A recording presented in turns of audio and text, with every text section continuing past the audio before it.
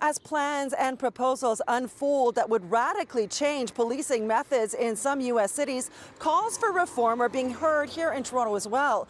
One city councillor plans to move a motion at this month's city council meeting that would ask for a 10% cut to the massive $1.22 billion police budget.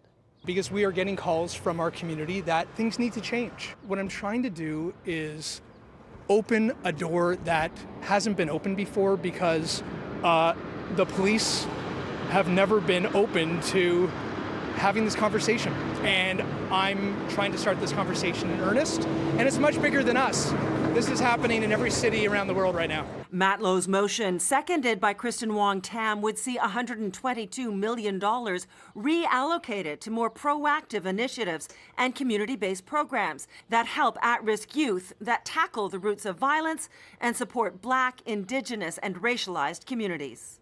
To actually rebalance our priorities into our communities and acknowledge that while we definitely need the police to do good work, there's not always a situation where the police are the best equipped to address them. Matlow says defunding does not mean a lack of support for police and not necessarily fewer uniformed officers on the street. He thinks savings can be found in other areas.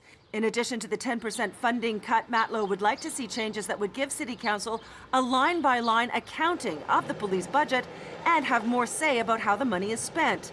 That would require an amendment by the province to the Police Services Act.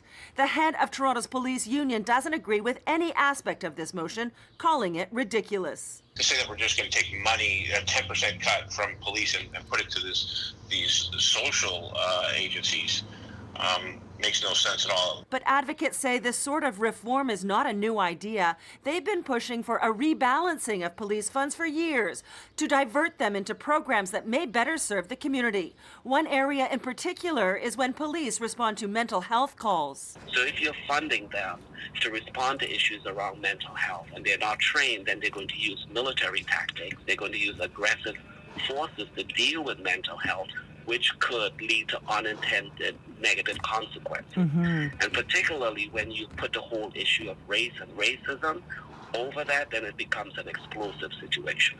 Well, some groups have said a 10% funding cut to the police budget is not nearly enough. Others, including on City Council and Mayor John Tory, have not supported any cut at all. Josh Matlow recognizes that it could be an uphill battle to get this motion passed. I'm Pam Seatle, City News.